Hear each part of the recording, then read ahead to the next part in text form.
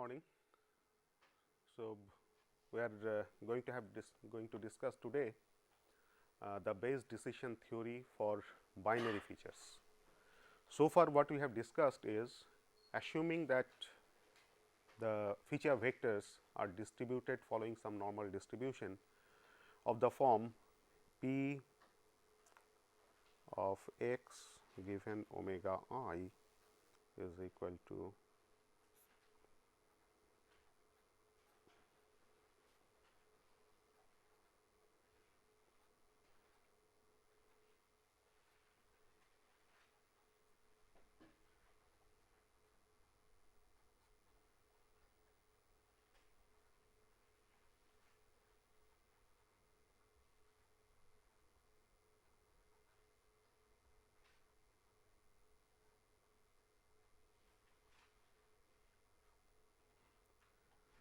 so this is the expression for a multivariate normal distribution, and we have seen that in this expression where sigma I represents the covariance matrix, that for different conditions of covariance matrices we can have different types of classifier. So, the first case we have discussed is if the covariance matrix for every class I is of the form sigma square into identity matrix I, where both this covariance matrix is of dimension d by d, where our feature vectors are of dimension d, and this identity matrix is also of dimension d by d.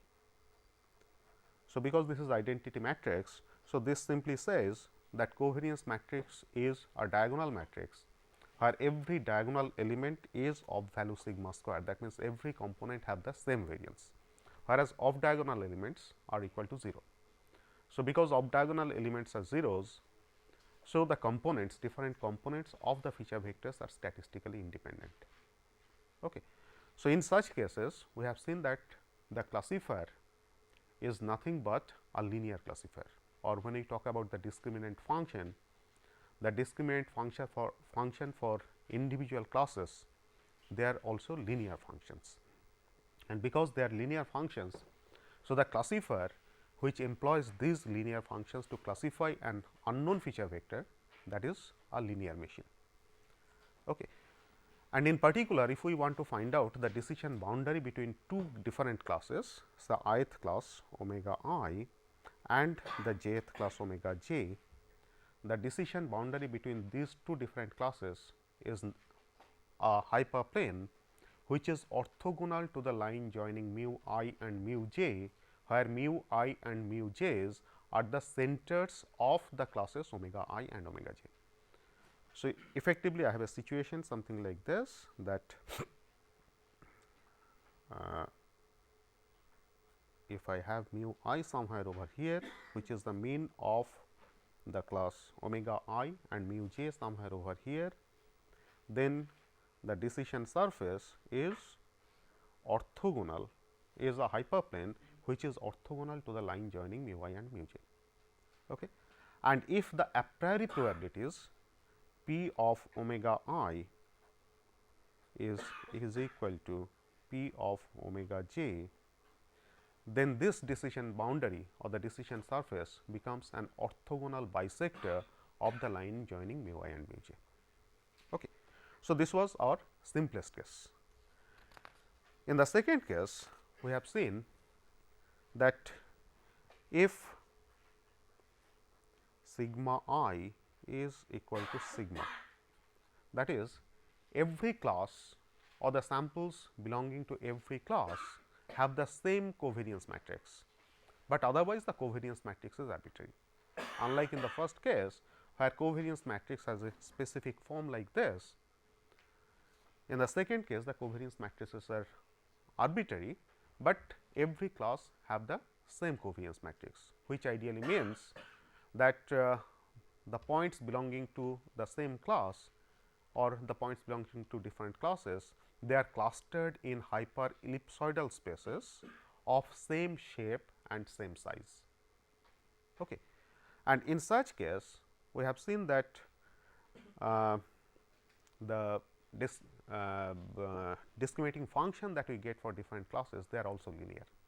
So, in both the cases, in the first case as well as in the second case, the discriminating functions becomes linear. So, the classifier is nothing but a linear machine. However, there is some difference between the decision surfaces that we get between two different classes omega I and omega j. In the first case, the decision surface was orthogonal to the line joining mu I and mu j. In the second case, the decision surface is not in general orthogonal to the line joining mu I and mu j. So, here again, if mu I and mu j, so this is mu I and this is mu j, which are the centers of the two classes omega I and omega j, then the decision surface between these two classes will be something like this. In the previous case, it was orthogonal to the line joining mu I and mu j. In this case, in general, it is not orthogonal. However, the decision surface is a hyperplane or it represents a linear equation.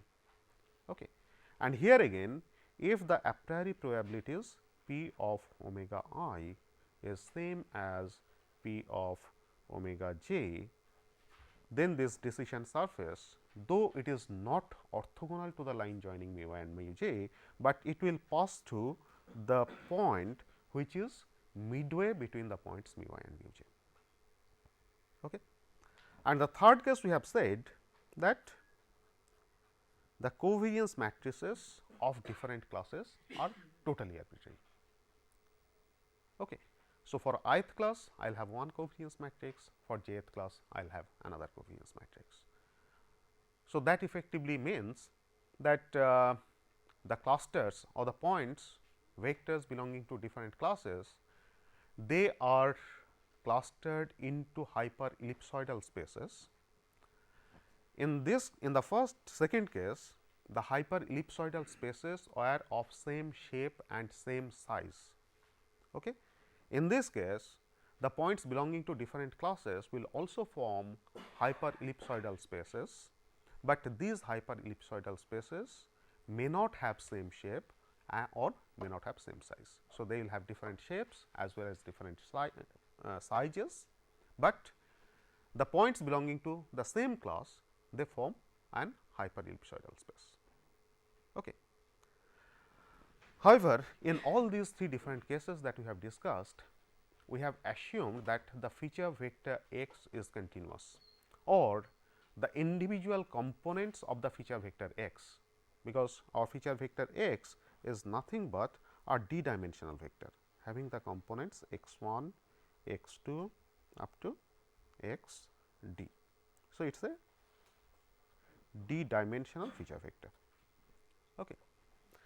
So, in all these three different cases, our basic assumption was that the feature vectors are continuous, or in other ways individual components are also continuous.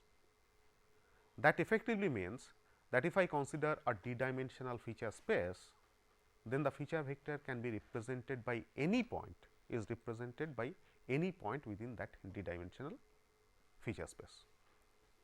Okay. I do not have any specific set of points from which the feature vectors are drawn. Okay.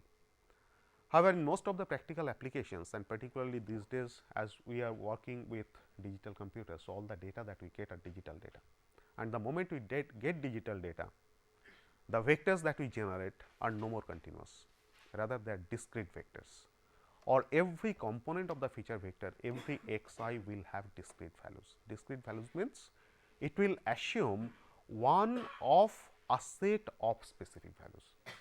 So, instead of a continuous variable, it becomes a discrete variable. Okay.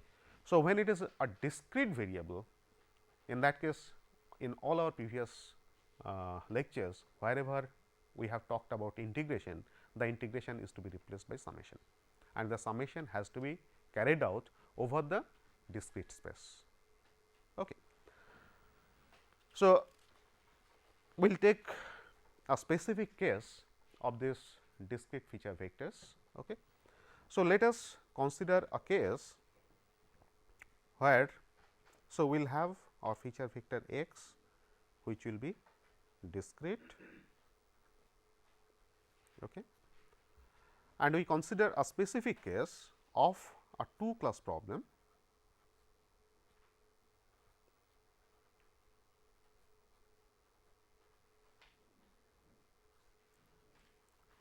And the feature vectors we will assume to be binary feature vectors.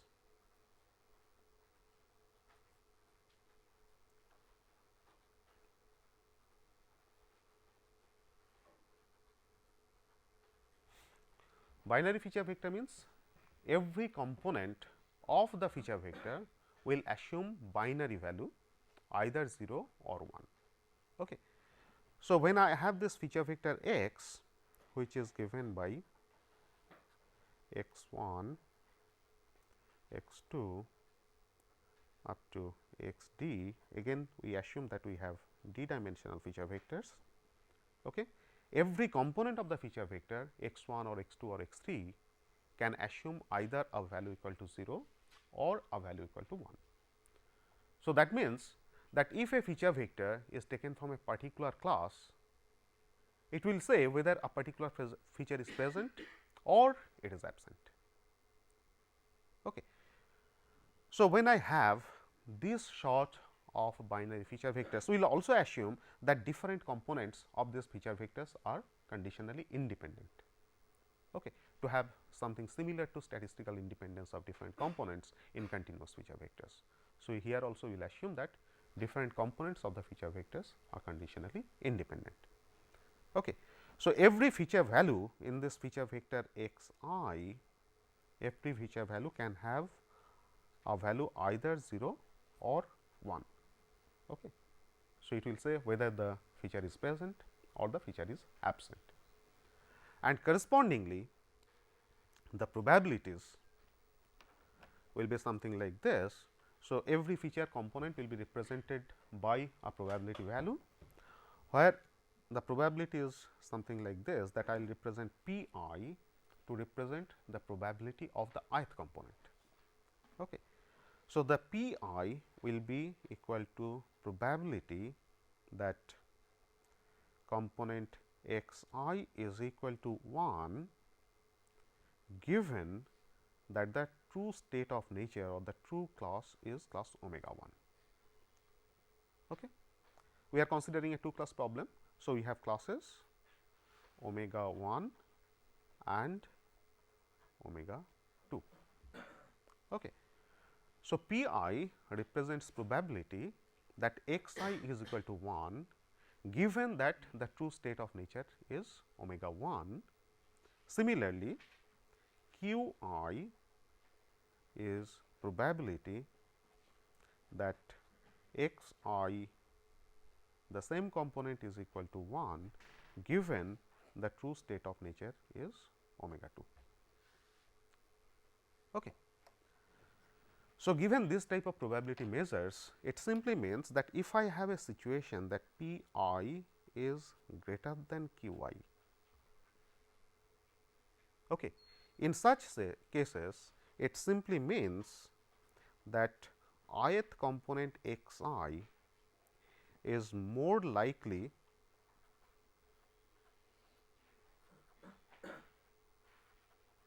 to have value 1 if x belongs to class omega 1. Okay. Because it is the probability of assuming a value equal to 1, right, when the true state of nature of the true class is omega 1 or when the true state of nature or true class is omega 2.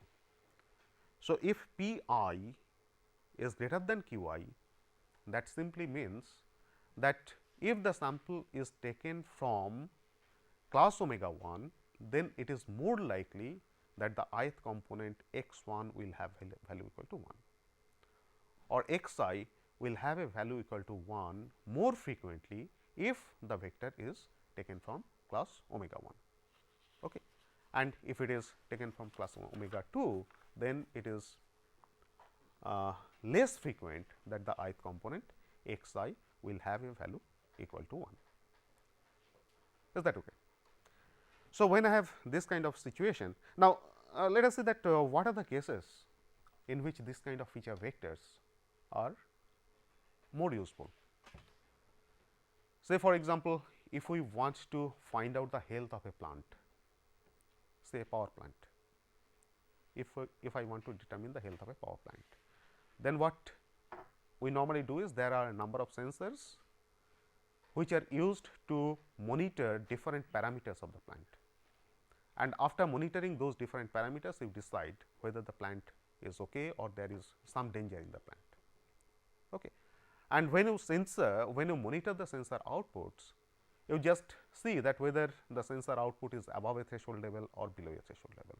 So, if it is above a threshold level, we set a value equal to 1, if it is below a threshold level, we set a value equal to 0. Okay. Or let me take a more obvious example. When you go to the market to purchase oranges, okay, you must have noticed that even in our tech market, you usually get two types of oranges. Okay. One type of orange which are produced at Nagpur, and one type of orange which are coming from Darjeeling. Have you noticed any difference in appearance between these two types of oranges? Color is different. If it is from Darjeeling, color is more attractive. It is really orangey color, right? It is more yellowish. Whereas oranges from Nagpur, they are more greenish, right? And if it becomes quite old, it becomes more reddish. Okay. If you look at the surface texture, the oranges which are coming from Darjeeling, they are smooth, okay, whereas the oranges which are taken from Nagpur, they are rough. Okay.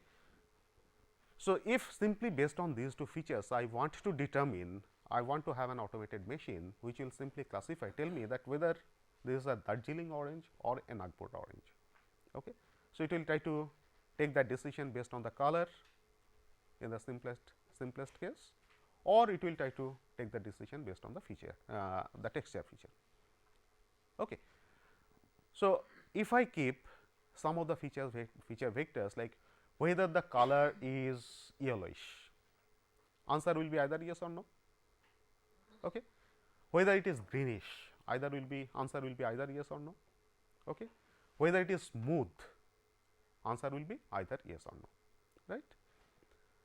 However, when I get an orange from Darjeeling and I take an orange from Nagpur, there is no guarantee that all the oranges from Darjeeling will always have smooth texture or will always have orangey or yellowish color. Or if I take oranges from Nagpur, there is no guarantee that I will always have greenish color. Nagpur even may produce some oranges which will have yellowish color or which will have smooth textures, right. So, there is always a finite probability that an orange produced at Nagpur will have yellowish color. Okay. So, it is not necessary if that color to be yellowish, I put that as a binary feature. For all the oranges coming from Nagpur, that binary value will always be equal to 0. It is not guaranteed. For some of them, I may get values which are equal to 1, but that is less frequent than the value equal to 1 when the oranges are taken from Darjeeling. Okay. So, simply over here, if that feature I put as the ith feature x I, okay, then p I will be more frequently equal to 1, x I will be more frequently equal to 1 if this omega I is Darjeeling, okay, and this will be less frequently equal to 1 if omega 2 is from Nagpur. Okay. So, coming over here, if p I is greater than q I, right.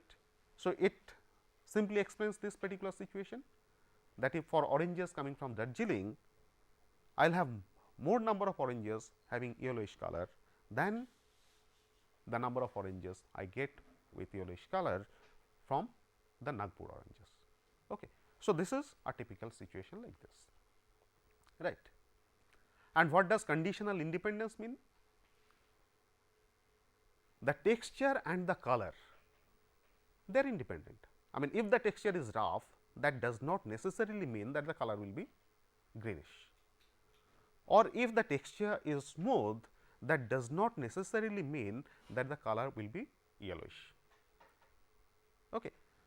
So, coming to the plant, if I take two features, say I want to monitor the health of a boiler. If I take two features, one is pressure inside the boiler and temperature inside the boiler, they are not independent, because if temperature increases, the pressure will increase. I mean, just from the basic laws of gas. Okay. So, they are not independent, they are dependent. So, when I try to select the features, I should select in such a way that the features are independent, because that solves many of the mathematical problems. I do not have to look for complicated mathematics. Okay. So, if I assume that the features are conditionally independent, then the same probability function I can write as p of x given omega 1, okay, where x is the feature vector which has d number of binary valued feature components. Okay. So, this p of x given omega 1 I can simply write as p I is the probability that x I equal to 1 given the true state of nature is omega 1. Okay. But it also has a finite probability that it may have a value equal to 0. So, I have to consider that as well. So, it is p I to the power x I into 1 minus p I to the power 1 minus x I. Obviously, if x I equal to 1, 1 minus x I equal to 0, if x I equal to 0, 1 minus x I equal to 1. Okay. And because the components are conditionally independent, so the overall probability will be product of independent probability values. So, this I have to take for I is equal to 1 to d, as I have d number of components. Okay. So, this is the class conditional probability of a feature vector x, okay, if the state of nature is omega 1, right. So, in the same manner I can write p of x given omega 2, that is class conditional probability if the feature vector belongs to class omega 2 is nothing but, now the probability of x I equal to 1 when the true state of nature is omega 2 is q I. So, I will have q I to the power x I into 1 minus q I to the power 1 minus x I. Okay. Take the product from I is equal to 1 to d. D is dimension of the feature vector. So, I have d number of components in the feature vector. Okay. So, these are the two class conditional probability values. Okay. Now, from here I can find out what is called likelihood ratio.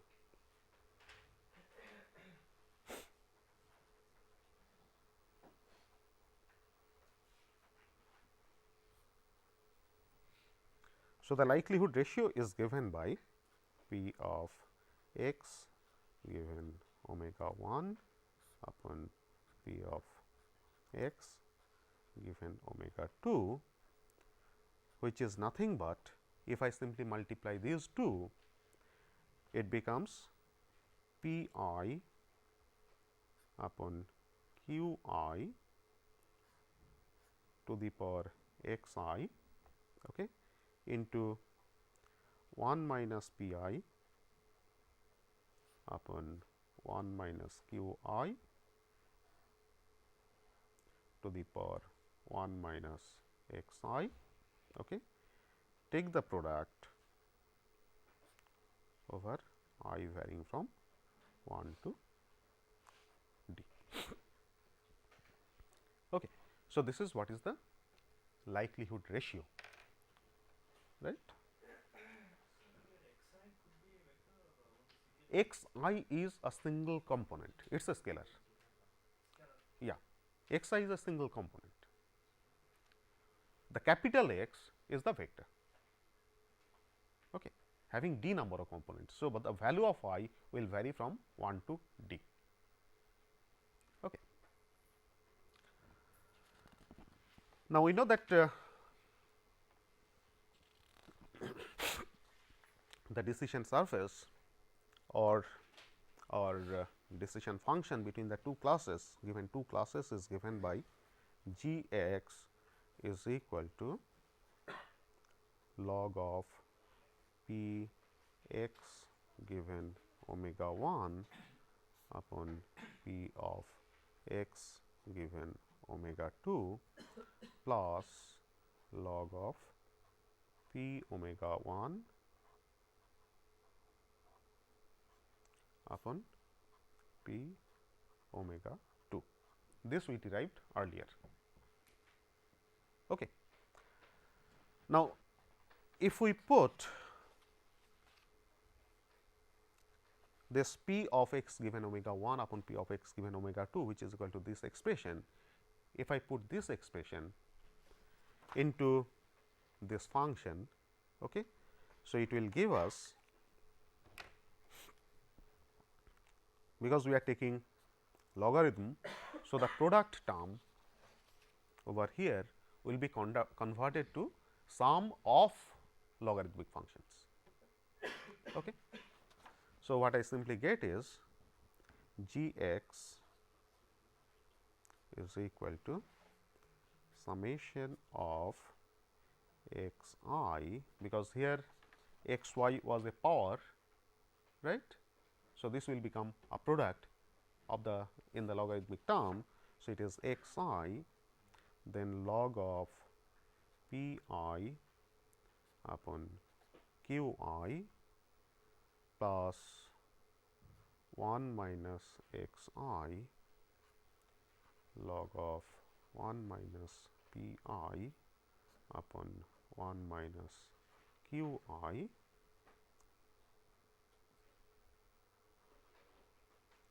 where I will vary from 1 to d plus log of p of omega 1, where this p omega 1 is the a priori probability upon p of omega 2. Okay. So, this is the decision function, and for a two category case we have already seen that if g of x becomes greater than 0, then our decision was that x belongs to class omega 1. If g of x becomes less than 0, then our decision was x belongs to class omega 2. If g of x is equal to 0, that actually tells us that what is the decision boundary between the classes omega 1 and omega 2. Okay.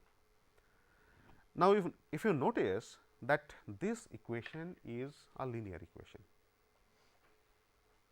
is not it? Because this simply says the linear combinations of different components x I of the feature vector x. I do not have any x I term, x I squared term or x I cube term. Okay. So, the equation is a linear equation, and this linear equation can simply be written in the form, if I just rearrange this particular linear equation, I can write it in the form g x is equal to sum of w I x I plus w 0. Do not confuse w with omega. Okay. So, it becomes sum of w I x I plus w 0, where I varies from 1 to d, because I have d number of components in the feature vector. Okay. So, you find that this is nothing but a linear combination of the different components of the feature vector x I plus a threshold term which is W 0. Okay. And these W i's for different values of I, this represents a weight vector, and this is nothing but a dot product or inner product of the weight vector with the feature vector. Okay.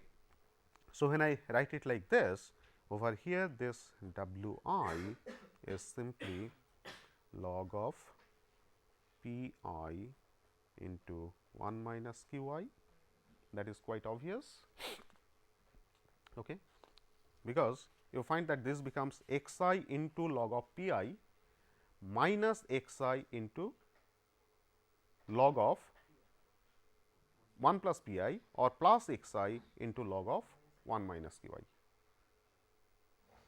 Okay. So, this 1 minus Q I term that goes to the numerator and 1 minus P I term that comes to the denominator. Okay.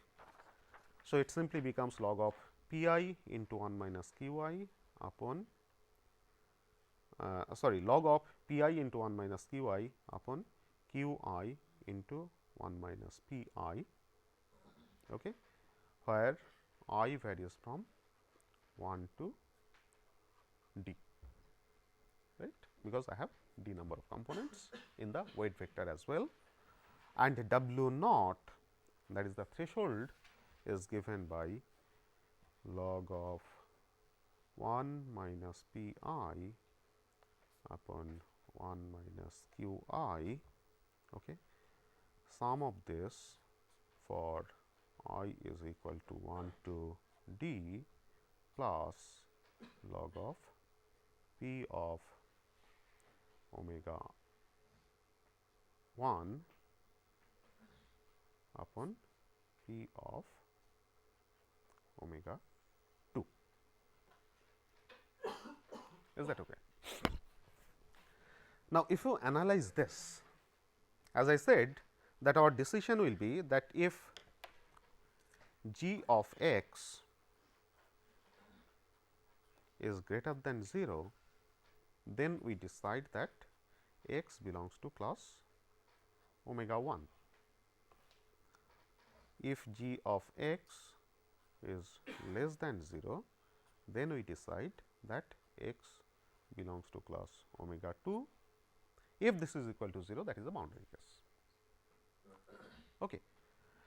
So, if you analyze this expression, or what do we get? What does these different components of W, that is W I, that effectively tell us? You find that x I, that is the ith component of the feature vector x, is a binary valued feature vector. It can have a value equal to 0, it can have a value equal to 1, right. Now, if it has a value equal to 1, then the contribution of the term W I into x I for that particular component x I to this function g x is nothing but equal to the magnitude of W I, because x I is equal to 1. Okay. So, it is nothing but equal to the value, the magnitude of that particular component of W I, right. So, effectively this W I, magnitude of it, it simply tells you that what is the importance or what is the relevance of the component x I in decision making, that whether the sample will belong to class omega 1 or the sample will belong to class omega 2. If value of W I is very large, then x I has more weightage to decide about the class. If value of W I is small, then x I have less weightage to decide about the class. Okay. And in other case, if P I is equal to Q I, that means value of x I to be equal to 1 is more likely, is same, equally likely, even if the x belongs to class omega 1 or the feature vector x belongs to class omega 2. Okay. So, if p I is equal to q I, p I as we said it is the probability that x I will be equal to 1 if the true state of nature is omega 1, and q I is the probability that x I will be equal to 1 if the true state of nature is omega 2. So, if p I is equal to q I, that simply indicates that whether x belongs to class omega 1 or if x belongs to class omega 2, x I is equally likely to have value equal to 1. So, that simply means that x I has no relevance in deciding the class. So, if x I has no relevance in deciding the class, then why should the corresponding weight w I be there? I can make w I equal to 0 without hampering my decision. Okay. So, if you come to this w I, the expression for this w I, you find that if p I is equal to q I, then this expression p I into 1 minus q I upon q I into 1 minus p I, this expression will be equal to 1, log of this equal to 0. So, the corresponding w I is equal to 0. Okay. And that is quite obvious, because if p I is equal to q I, then x I, the particular feature vector x I, has no relevance in deciding the class of the feature vector x. On the other hand, if p I is greater than q I, okay, if p I is greater than q I, then having value of x I equal to 1 should tell me that the sample is more likely to belong to class omega 1 than to belong to class omega 2, right. Whereas, if p I is less than q I, then the sample x I equal to 1 tells me that it is more likely to belong to class omega 2 than its likelihood to belong to class omega 1. Okay. So, again coming to this particular case,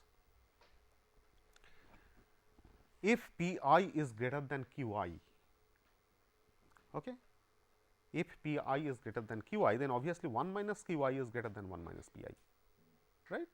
So, in this expression the numerator becomes larger than the denominator.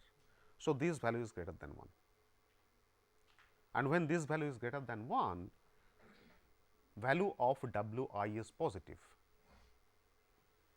If value of w I is positive, what happens to my g x? Not necessary. It depends upon other values of I as well. Okay. So, effectively I can say that if x I is equal to 1, that particular component, then this component x I gives a vote of value w I to g x to decide that this feature vector x belongs to class omega 1. So, it gives a vote equal to the corresponding weight in favor of class omega 1. Is it okay? On the other hand, if p I is less than q I, p I is less than q I, right. So, 1 minus q I will be less than 1 minus p I. So, numerator becomes less than the denominator. So, this term is a fraction which is less than 1, log of this will be negative. That means, w I in that case is negative. If w I is negative, that means the corresponding x I into w I is trying to make g x less than 0, trying to make, whether it will be less than 0 or not, that depends upon other w I into x I term. Okay. But what x I is trying to do in this case, it is trying to give a vote equal to the modulus of w I in favor of class omega 2, because it is subtracting. So, it is giving a vote which is equal to modulus of w I in favor of class omega 2. Okay. So, if p I is greater than q I, the component x I gives a vote equal to w I in favor of class omega 1. If p I is less than q I, then component x I gives a vote equal to the modulus of w I in favor of class omega 2. Okay. That means, this component is trying to push the decision surface of the decision boundary either towards omega 1 or towards omega 2. Is that okay? Let us take an example. Okay.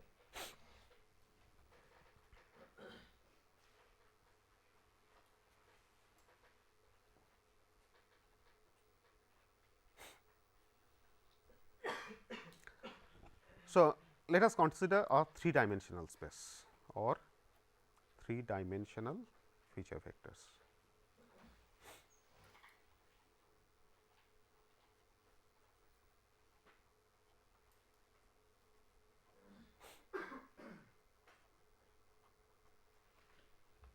Okay. And let us consider a 2-class problem.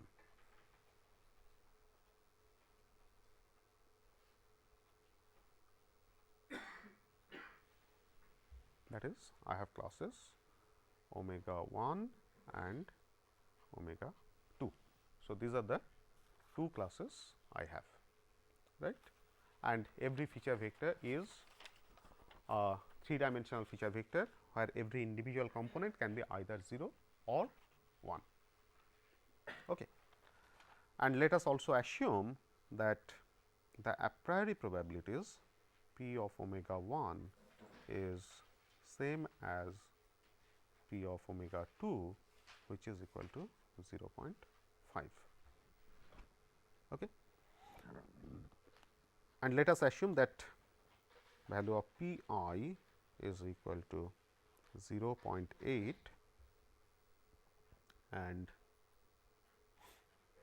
q I is equal to say 0.5 for all values of I, that is for I varying from 1, 2 and 3. So, it says that every component of the feature vector has a probability of being equal to 1 is 0.8 if the feature vector is taken from class omega 1, and every component has a probability of 0.5 of being equal to 1 if the feature vector is taken from class omega 2, right. So, given these p I and q I values or probability values, I can compute the corresponding weight vectors. Okay. So, simply from this expression that W I is equal to log of p I into 1 minus q I upon q I into 1 minus p I. Okay. For different values of I get different components of the weight vector W I. So, I get W I is equal to log of p I, that is 0.8 into 1 minus q I, that is 1 minus 0.5, okay, upon q I, that is 0.5 into 1 minus p I, that is 1 minus 0.8. Okay. And if I compute this, this becomes a value 1.3863. Okay. And the threshold W naught, which is given by this expression, W naught is equal to log of 1 minus p I upon 1 minus q I, take the summation for I is equal to 1 to d, plus log of p omega 1 upon p omega 2. Okay. Now, over here in this case p of omega 1 and p of omega 2, they are equal and both equal to 0.5. So, this last term log of p omega 1 upon log of p omega 2, that will be equal to 0. So, what I have to compute is simply this term W naught is equal to log of 1 minus p I upon 1 minus q I, take the summation over I is equal to 1 to d. Okay. So, this W naught will be simply log of 1 minus p I, that is 0.8 upon 1 minus q I, that is 0.5. Okay. This component, take the summation for I is equal to 1 to 3. Okay. And you will find that this value will be something like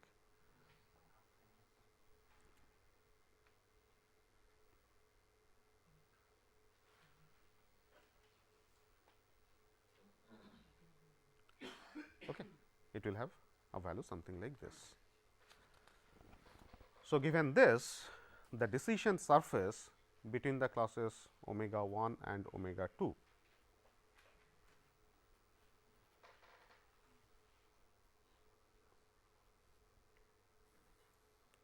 you verify these values whether we are truly getting these values or not. So, assuming this, our decision surface G x will be given by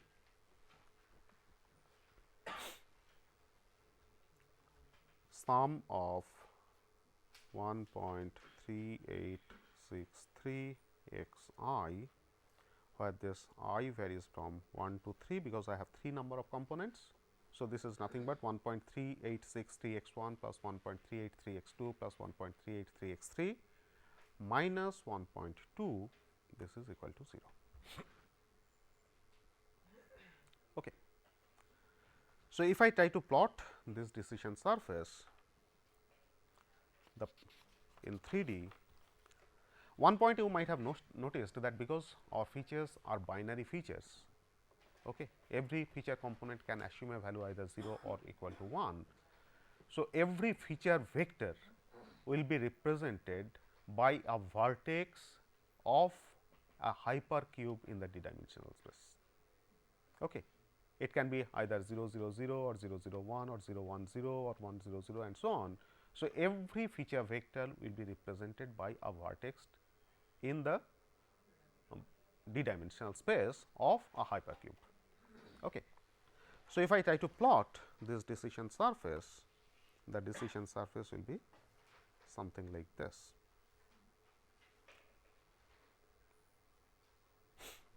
So, let us take a cube in this 3-dimensional space.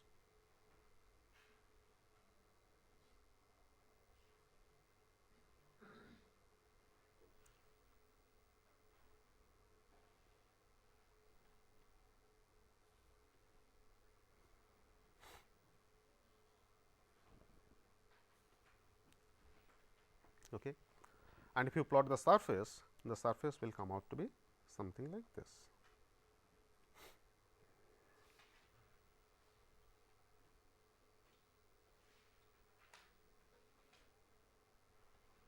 Sorry.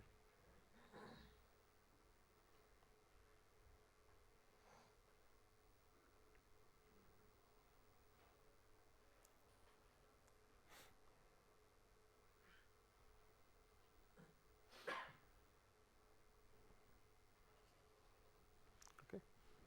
So, this is our decision surface.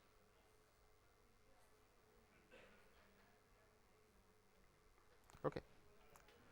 So, you find that this decision surface says that these are the points which lie on one side of the hyperplane, and these are the points which lie on the other side of the hyperplane.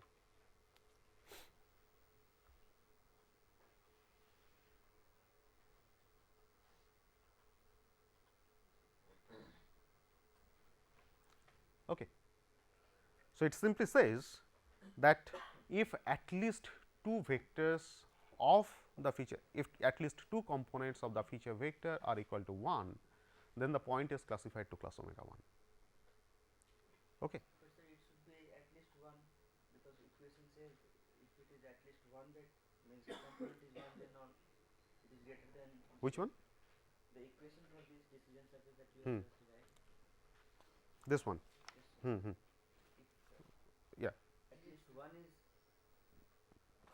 If at least 1 means 1, then only we can say it is greater than 0.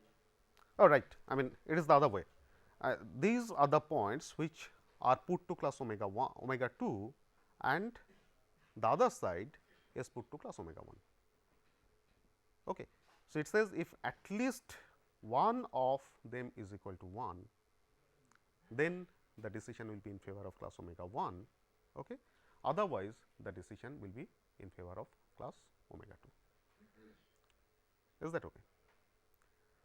So, you find that I again get a simple hyperplane in 3 dimension, it is just a plane, okay, which is a boundary between the two classes omega 1 and omega 2, right.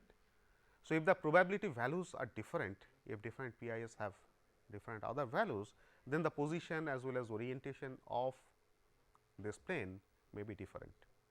But effectively what it does is the entire d dimensional space is broken into two halves.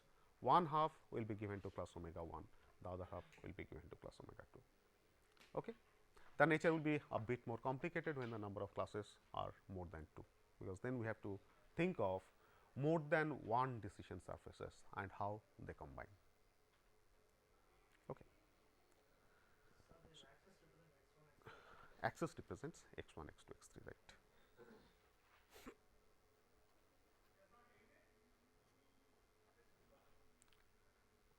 Okay. So, let us stop here today. Thank you.